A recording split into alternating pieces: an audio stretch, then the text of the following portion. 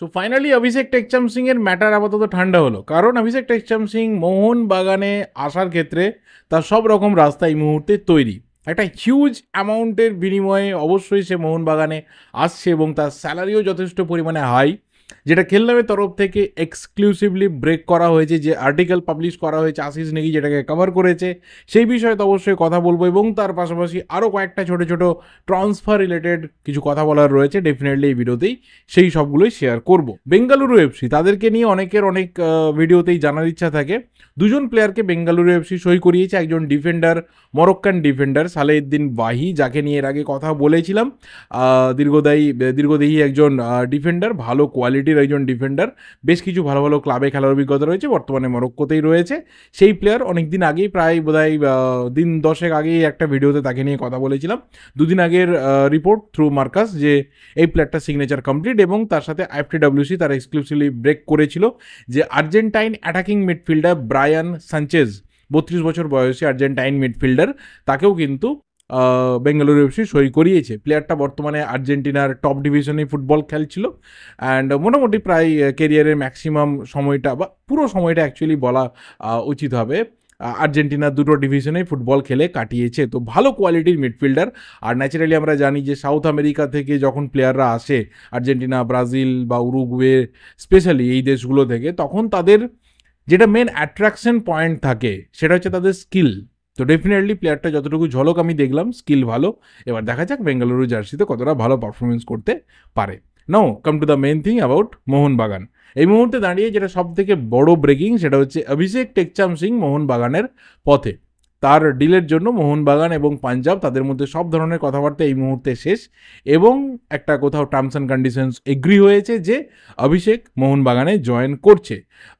অনেকদিন আগে থেকে অভিষেকের ব্যাপারটা নিয়ে সবাই ভীষণভাবে ভাবছিল বা কথা বলছিল, বা একটা কোথাও যে একটা সিচুয়েশন তৈরি হচ্ছে যে মোহনবাগান বা এফসি গোয়ার দিকে অভিষেক যেতে পারে, সেটা কতটা টাইম লাগবে সেটা নিয়ে সবাই মোটামুটি একটা ক্যালকুলেশন করছিল যে ম্যাক্সিমাম এই টাইমটা হয়তো লাগতে পারে। এর আগেও যা যা কথা বলেছি সেখানে বলেছি যে জুন মাসের লাস্ট উইকটা বা জুলাইয়ের ফার্স্ট উইকটা, এই টাইমটার মধ্যে সম্ভবত মোহনবাগান বা গোয়া যেই হোক না কেন, ফাইনালি যাদের ডিল সব থেকে বেটার হবে পাঞ্জাবের জন্য, তারা এই ডিলটাকে সিল করে ফেলবে। এবার প্রথম কথা যেটা বলার রয়েছে সেটা হচ্ছে প্লেয়ারটার টোটাল যে ভ্যালু দাঁড়ালো, 3 বছরের একটা কন্ট্রাক্ট আপাতত মোহনবাগানের সাথে কমপ্লিট হয়েছে, এবং সেই 3 বছরে অভিষেক টেকচাম সিংয়ের জন্য মোহনবাগানের খরচা হতে চলেছে আপাতত 8.1 crore। এবার এর সাথে দেখো প্লেয়ারের যা কিছু বোনাস রয়েছে, গেম বোনাস রয়েছে, খেলবে, ভালো খেলবে, তার জন্য টাকা পয়সা পাবে বা অন্য কিছু পাবে, সেটা একটা পুরো আলাদা ব্যাপার। স্যালারি এবং তার জন্য যে ট্রান্সফার ফি, তার বাবদ মোহনবাগানের টোটাল 3 বছরে খরচা হচ্ছে 8.1 crore। এবার স্যালারি কত না 2.1 crore পার ইয়ার। এই স্যালারি আমরা অনেকদিন আগে থেকেই জানি যে প্রথমে ইস্টবেঙ্গলের এই স্যালারি অফার ছিল, যেটা মোহনবাগান ম্যাচ করে। মোহনবাগান শুধুমাত্র সেই সময় ইস্টবেঙ্গলের যেটা ট্রান্সফার ফি ছিল, যেটা দিতে চেয়েছিল পাঞ্জাবকে, সেটা মোহনবাগান কিছুটা বাড়িয়ে দেয়, বাট স্যালারি ওয়াজ সেম। পরে আমরা জানি যে এফসি গোয়া এন্ট্রি নেয়। এবার এফসি গোয়া এন্ট্রি নেওয়া মানে কি, ন্যাচারালি স্যালারি তোমাকে সেম রাখতে হবে বা স্যালারি বাড়াতে হবে। এই ক্ষেত্রে এটা মনে করা হচ্ছে যেহেতু এই স্যালারিতেই ফাইনালি ব্যাপারটা এসেছে, স্যালারি এটাই অফার ছিল, হয়তো যে ট্রান্সফার ফির অ্যামাউন্টটা ছিল সেটা কিছুটা বাড়িয়ে দেওয়া হয়েছিল। এবং যেটা পাঞ্জাবের তরফ থেকেও বারবার করে সবাই বলেছে যে পাঞ্জাবের এটা ডিমান্ড রয়েছে যে 2 কোটির নিচে তারা এই প্লেয়ারকে ছাড়বে না, বাট সেটা ফাইনালি হচ্ছে 1.8 crore। তো এটা আমরা ধরে নিতে পারি যে হয়তো ইস্টবেঙ্গলের যে নেগোসিয়েশন ছিল সেটাও 1.234 এই অবধি ছিল, কারণ ইস্টবেঙ্গল জয় গুপ্তাকে, উই হ্যাভ টু রিমেম্বার, জয় গুপ্তাকে ইস্টবেঙ্গল কিন্তু নিয়ার অ্যাবাউট 1.5 crore একটা ট্রান্সফার ফির বিনিময়ে এফসি গোয়া থেকে নিয়েছে বা নিচ্ছে। আপাতত সেই ডিল রেডি হয়েছে, মানে সিগনেচার এখনও অবধি পেন্ডিং রয়েছে, পুরো ডিলটা রেডি, মানে এখানে চাপের কিছু নেই, ডিলটা হয়েই গেছে। শুধুমাত্র অফিসিয়াল যে কটা সিগনেচার রয়েছে পেপার এবং অবশ্যই মেডিকেল টেস্ট, সেটা হয়ে গেলে পুরো ডিল ক্লিয়ার হয়ে যাবে, ডিল ডান। অর্থাৎ ইস্টবেঙ্গলে যেটা টার্গেটেড বাজেট ছিল একটা প্লেয়ারকে নেওয়ার ক্ষেত্রে, যে maximum they can spend or they will spend 1.5 crore, আমরা ধরে নিতে পারি যে 1.23 এরকম একটা অ্যামাউন্ট অফ দি ইস্টবেঙ্গলের অফার ছিল, সেটা মোহনবাগান বিট করে। মোহনবাগান হয়তো ধরে নেওয়া যাক এখানে 1.5 এর একটা অফার দেয়, সেটাকে হয়তো বিট করেছিল এফসি গোয়া হয়তো 1.6 বা 1.65 এরকম কিছু একটা অফার দিয়েছিল। তারপরে হয়তো নেগোসিয়েশন চলেছে এবং ফাইনালি 1.8 ছিল হয়তো পাঞ্জাবের লাস্ট আস্কিং, এবং সেখানে দাঁড়িয়ে মোহনবাগান সেটাকে ম্যাচ করেছে। And definitely it's a big deal, it's a vital deal. এবং অভিষেক টেকচাম সিং কেরিয়ারের যে জায়গায় দাঁড়িয়ে রয়েছে, ওর যা এজ এবং ওকে নিয়ে যে লং টার্মে প্ল্যানিং করতে পারবে মোহনবাগান, সব দিক থেকে this is a wonderful signature. এবং বারবার করে আমি বলেছিলাম যে অভিষেক যেখানে দেখবে যে তার ফিউচার খুব ভালো সিকিউরড, যেখানে সে ভালো গেম টাইম পাবে, যেখানে সে ন্যাশনাল টিমে কল পাবে রেগুলার বেসিস, অ্যান্ড ডেফিনেটলি যেখানে গেলে সে দেখবে যে তার ট্রফি উইনিংয়ের যে চান্স রয়েছে সেটা অনেক বেশি করে বাড়বে, যেখানে কোয়ালিটি তার টিমমেটসদের সে পাবে। সব দিক থেকে দেখতে গেলে তার যেখানে মনে হবে যে আমার এটা বেস্ট নিজের জন্য, নিজের কেরিয়ারের জন্য, সেটাকে অভিষেক কিন্তু সিলেক্ট করবে। এখানে আমরা কেউ বলতে পারি না, আমরা কেউই এখানে তাকে ভুল বা এটা ঠিক কেউ বলতে পারি না। তার যদি মনে হতো যে ইস্টবেঙ্গলে গেলে তার জন্য বেস্ট হবে, সে ইস্টবেঙ্গল চয়েস করতে পারতো, আমরা সেটাকেই সাধুবাদ জানাতাম। তার যদি মনে হতো যে এফসি গোয়া তার জন্য বেস্ট ডেস্টিনেশন, আমরা সেটাকে সাধুবাদ জানাতাম। এই ক্ষেত্রে সে মনে করেছে Mohun Bagan is the best destination. আমরা এখানে বলছি যে অবশ্যই এই ডিলটা অভিষেকের জন্য and as well as obviously মোহনবাগানের জন্য this is a very very very best deal. এই ক্ষেত্রে আমাদের কারোর কোনো দ্বিমতের জায়গা নেই।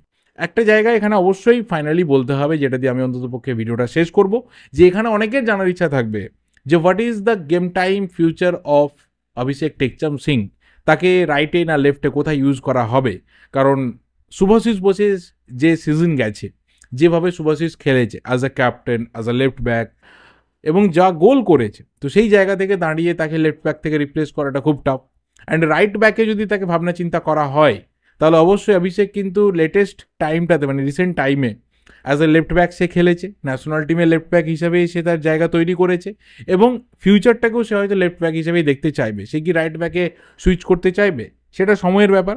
কিন্তু এরকমও হয়তো ক্যালকুলেশন থাকতে পারে যে ফাইনালি যদি মেহতাব সিংয়ের ডিলটা থেকে মোহনবাগান পিছিয়ে আসে, বা যদি মেহতাব সিংয়ের ডিলটা ফাইনালি না হয়, বা যদি এই ক্ষেত্রে দেখে যে শুভাশিস বোসকে অ্যাজ আ সেন্টার ব্যাক করা যেতে পারে, তাহলে হয়তো আমরা অভিষেক টেকচাম সিংকে অ্যাজ আ লেফট ব্যাক খেলতে দেখতে পারি। আর যদি ফাইনালি মেহতাবের ডিলটা হয়, যেটা হওয়ার চান্স এই মুহূর্তে 50-50 বা তার থেকে একটু বেশি রেশিওতে রয়েছে, ঠিক কথা, বাট স্টিল যেহেতু ডিল ডান নয়, আমরা কেউই এখানে ধরতে পারি না যে এটা হয়ে গেছে। মেহতাবকে ধরে আমরা কিছু বলতে পারবো না। যদি মেহতাবের ডিল হয়ে যায়, তাহলে অবশ্যই আমরা বলতে পারি যে অভিষেককে নিয়ে হয়তো রাইট ব্যাকের প্ল্যানিং রয়েছে, এবং সেই ক্ষেত্রে অভিষেকও দেখবে যে রাইট ব্যাকেও কিন্তু ওর একটা ভালো ফিউচার রয়েছে, যদি নিজেকে রাইট ব্যাকেও এস্টাবলিশ করতে পারে। যেহেতু দুটো সাইড ব্যাকেই কিন্তু সমান দক্ষ, যেদিকেই খেলুক না কেন, যেরকম ট্যালেন্ট ধরো রোশন নওরেম সিংয়ের রয়েছে বেঙ্গালুরু এফসি, সেই সেম ট্যালেন্ট কিন্তু অভিষেক টেকচাম সিংয়ের রয়েছে। দুটো সাইড ব্যাকেই কিন্তু ভীষণভাবে সচ্ছল, দুটো সাইড ব্যাকেই কিন্তু খুব ভালোভাবে একই পোটেন্সিয়ালে ফুটবলটা খেলতে পারে। তাহলে কিন্তু ও দেখবে যে লেফট ব্যাকেও গোটা ইন্ডিয়াতে কিন্তু কম্পিটিশন রয়েছে, কারণ আকাশ মিশ্রা যখন ফিট হয়ে ফিরে আসবে, লেফট ব্যাকে কিন্তু কম্পিটিশন বাড়বে, রাদার রাইট ব্যাকে কম্পিটিশনটা অনেক কম। আর আমি জানি না কেন রিসেন্ট টাইমে লাস্ট কয়েক বছরে দেখছি যে ইন্ডিয়ান ফুটবলের লেফট ব্যাকদের কিন্তু ডিমান্ড সিরিয়াসলি খুব হাই। আকাশ মিশ্রার ব্যাপারটা দেখেছিলাম, একটা হিউজ ট্রান্সফার ফির বিনিময়ে একটা হিউজ স্যালারিতে সে মুম্বাই সিটি এফসি গেছিলো। এই সিজনে আমরা দুজন টপ কোয়ালিটি লেফট ব্যাককে দেখছি কলকাতার দিকে আসতে, এবং দুটোই হিউজ ট্রান্সফার ফির বিনিময়, এবং বলে দেওয়া যেতে পারে যে একটা ভালো অ্যামাউন্টের দুজনেই স্যালারি রিসিভ করতে চলেছে। আর আমি জানি না এটাকে কেউ মার্কেট ইনফ্লেশন বলবে কিনা অন্য কোথা থেকে, বা দুপক্ষকে বলবে কিনা, আমার মনে হয় না যে সেটা একদমই ঠিক বলে। যেহেতু এই মানের প্লেয়ারের সংখ্যা কম এবং টিমগুলোরও ডিমান্ড খুব হাই থাকে যে আমাকে একটা চ্যাম্পিয়নশিপের স্কোয়াড বানাতে হবে, তো সেই কারণে হয়তো ক্লাবগুলোকে খরচা করতে হয়। বাট স্টিল আমাদের যে আশাটা থাকবে যে ওরা যে অ্যামাউন্টের স্যালারি ক্লাব থেকে পাচ্ছে, সেই অ্যামাউন্টের পারফরমেন্স যতটা ক্লাবের হয়ে তারা দেবে, ঠিক ততটাই পারফরমেন্স বা তার থেকে অন্ততপক্ষে কম বেশি যাই হোক না কেন, একটা ভালো লেভেলের পারফরমেন্স যেন দেশের হয়েও দেয়। তাহলে আলটিমেট গোটা দেশের ফুটবল যারা ফলো করে, যারা ন্যাশনাল টিমকে ফলো করে, তারা কিন্তু পরবর্তীতে এই ইনফ্লেশন, এই দেখো বেশি পেয়ে যাচ্ছে, এই প্লেয়ারদের কোয়ালিটি নেই, এটা নিয়ে কেউ প্রশ্ন তুলতে পারবে না। আজকে প্রশ্নটা তুলছে তার একটাই রিজন, সেটা হচ্ছে এই প্লেয়াররা পারফরমেন্স করতে পারছে না। এরা ক্লাবের হয়ে প্রত্যেকেই হিরো, কিন্তু ন্যাশনাল টিমের জার্সি চাপালে এরা হয়ে যায় জিরো। এই জায়গাটা কিন্তু এই প্লেয়ারদেরকে পরিবর্তন করতে হবে। ক্লাবরা তারা এখানে এসেছে ক্লাব চালাতে, বিজনেস করতে, ফ্যানেদের মুখে হাসি ফোটাতে, তো তাদেরকে কিন্তু দিনের শেষে এক্সপেন্স করতেই হবে, তাদেরকে খরচাটা করতেই হবে, তাদেরকে প্রয়োজনে 10 টাকার একটা জিনিসকে 30 টাকাতে কিনতে হবে। কারণ আলটিমেট দিনের শেষে তারা ফ্যানেদের জন্য টিম বানাচ্ছে, তারা সাকসেসের জন্য টিম বানাচ্ছে। অ্যান্ড ডেফিনেটলি ইন্ডিয়ান ফুটবলে যেটা খুব রেয়ার একটা জিনিস, যে একটা রেভিনিউ জেনারেট করা, একটা রেভিনিউ আর্ন করা, তার জন্য টিম বানাচ্ছে। তো তাদেরকে সেই খরচাটা, সেই রিস্কটা নিতে হয়। এই ক্ষেত্রে সবসময় একটা ক্লাবকে দোষ দেওয়াটা আমার মনে হয় না যে এক্ষেত্রে সবসময় ঠিক বলে। কিছু কিছু ক্ষেত্রে ক্লাবগুলোর অবশ্যই দোষ রয়েছে, ভুল রয়েছে, বাট স্টিল প্লেয়ারদেরকে রেসপন্সিবিলিটি নিতে হবে যে আমরা যা পাচ্ছি, ফ্যানেদের ভালোবাসাও তার সাথে আমরা পাচ্ছি, সেটাকে ফিরিয়ে দিতে হবে থ্রু ক্লাবের jersey as well as national টিমের জার্সি। বাকি আমি এই ডিলটাকে খুবই পজিটিভলি দেখছি এবং অনেক দিন থেকেই মনে হচ্ছিল যে হ্যাঁ, মোহনবাগান বা গোয়া এই দুটো টিমের দিকে ডিলটা হবে, অ্যান্ড ফাইনালি মোহনবাগানে হয়েছে। তোমরা মোহনবাগান ফ্যান হিসেবে এই ডিলটাকে আউট অফ 10 কতটা রেট দিতে চাইছো অবশ্যই কমেন্ট করে জানিও। আর ভিডিওটা এই অবধি ভালো লাগলে লাইক করো, শেয়ার করো, তোমাদের ওপিনিয়নগুলো শেয়ার করতে থাকো এই ডিলটাকে নিয়ে। দেখা হবে পরের ভিডিওতে। Till then subscribe the channel. Thank you and good bye.